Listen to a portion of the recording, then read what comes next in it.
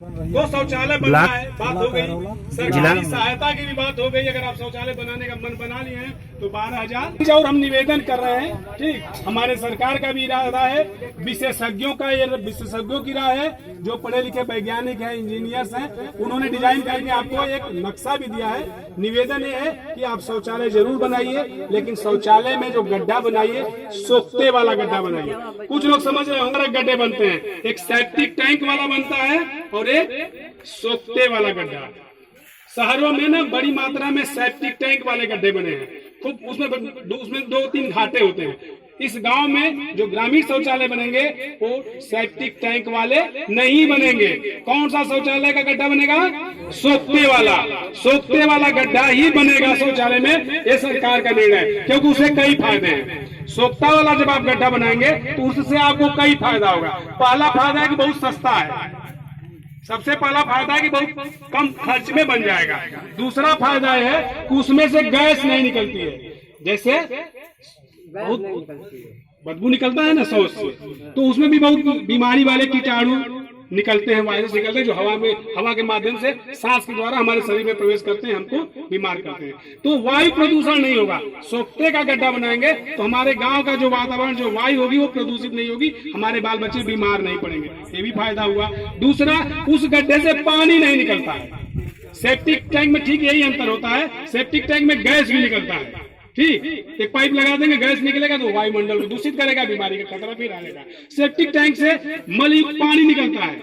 गांव में तो नाला वाला है नहीं, ढकी नाली नहीं है कि कहीं दूर जाके उसको निस्तारित करेंगे, बगल में गिरेगा, फिर मक्खियां बैठेंगी, वही परेशानी। जो सड़क पे शौच करने से बीमारी होती है, खुले में मक्खियां खिलाती है अपना आगा ही, वही काम सेप्टिक टैंक में हो जाएगा। मलयुक्त पानी निकलेगा, फिर मक्खियां, और बहुत खतरनाक होता है उसका पानी। शौच तो 1-2 दिन में सूख के उसके जब 3 दिन जीता है, वो जो है एसिनाफेटिडा 3 दिन जीता है। खुले में शौच कर दिया, खतरा 3 दिन रहेगा, लेकिन वो मल युक्त पानी जो निकलेगा ना, रोज बिल्कुल पिटारा रहेगा। जहाँ सेप्टिक का अर्थ ही होता है जगह, तो सेप्टिक टैंक नहीं बनवाना है, उसका पानी परेशान करेगा। सोखते वाले टैंक में पानी बाहर नहीं निकलेगा, तो वो भी विषाक्त नहीं होगा, हमारा जल प्रदूषण नहीं होगा। 2 बात समझ में आ रहा है? तो सोचिए, सेप्टिक टैंक बनवाना चाहिए कि सोखते वाला? सोखते वाले 3 सीधा फायदा है, सस्ता है, वायु प्रदूषण नहीं होगा, जल प्रदूषण नहीं होगा, आसानी से बना लेंगे।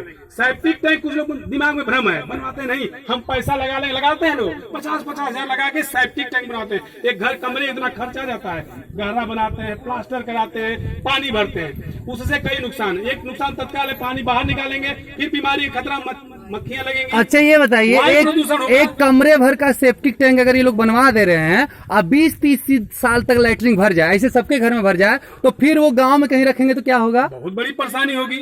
जब आप गड्ढा बनवा लेंगे सेप्टिक टैंक, कहते हैं बड़ा बनवा लेंगे, 100 साल में भरेगा।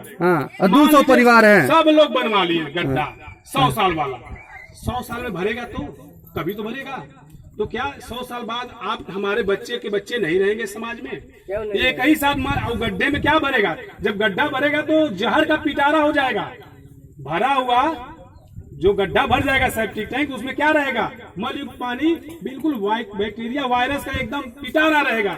वो जहाँ विस्फोट करेगा केवल बीमारी फैलाएगा, महामारी फैलाएगा, समझिए परमाणु बम से भी खतरनाक हो जाएगा। और सबके घर में 100 साल बाद अगर इसी तरह भर गए गड्ढे, तो उसको कहाँ ले जाके फेंकेंगे? आपके, हमारे बच्चे, आने वाले बच्चे। तो क्या कौन सी दरिया? पूरा दरिया का पानी नहीं प्रदूषित होगा? कहाँ दरिया है? यहाँ जहाँ फेंकेंगे पूरा नजदीक दरिया कहाँ है? किसी से ले किसी वो भर जाएगा, फिर दरिया वाला काम कौन करेगा? दरिया का पानी जानवर कहाँ पिएंगे? मतलब कोई ऐसा काम हमें क्या करना चाहिए जिससे हमारी आने वाली पीढ़ी मुसीबत में पड़ जाए? कोई ऐसा काम करना उचित है क्या कि जिससे हमारी आने वाली पीढ़ी संकट में पड़ जाए? आप दरिया में फेंकिए चाहे कहीं भी फेंकिए, वो समाज के लिए बहुत बड़ी चुनौती हो जाएगी। वो भारी मात्रा में जहर जहाँ फेंकेंगे वहाँ भी नुकसान करेगा, इसलिए उसे नहीं बनाना है। हमें ऐसा कोई काम नहीं करना चाहिए जिससे हमारी आने वाली पीढ़ी संकट में पड़ जाए।